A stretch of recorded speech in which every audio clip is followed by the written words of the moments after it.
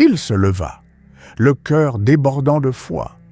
Il rassembla les jeunes du village, ceux dont le regard n'avait pas encore été brisé par la peur, ceux dont le sang bouillonnait encore d'espoir, et il leur dit, d'une voix ferme, vibrante, d'une force que même les anciens n'osaient plus porter: « Debout, refusons l'injustice.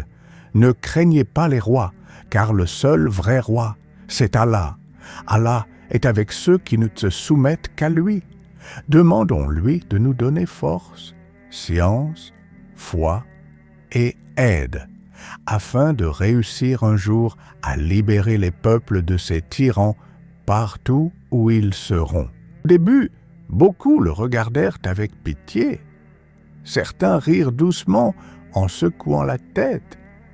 Un enfant défier un empire? Mais parmi les jeunes, certains sentirent leur cœur s'embraser. Un à un, ils se rallièrent à lui. D'abord quelques dizaines, puis des centaines, et avec le temps, des années après, un mouvement naquit, un mouvement plus fort que les chaînes, un mouvement guidé non par l'or, mais par la foi.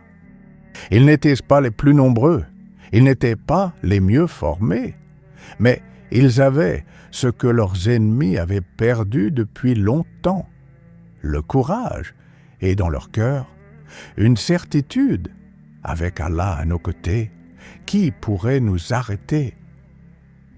Avec l'aide d'Allah, Dhul-Qarnayn triompha de l'injustice, le tyran tomba, le peuple fut libéré, et l'enfant, autrefois méprisé, devint un roi. Mais il n'était pas un roi ordinaire. Il n'avait pas soif d'or, ni de trône. Il ne cherchait ni louange, ni statut. Il fit un serment que peu d'hommes osent faire lorsqu'ils ont le pouvoir entre leurs mains.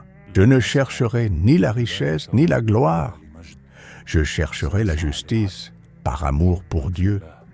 Et partout où je passerai, je défendrai les opprimés, et Allah lui ouvrit les portes du monde.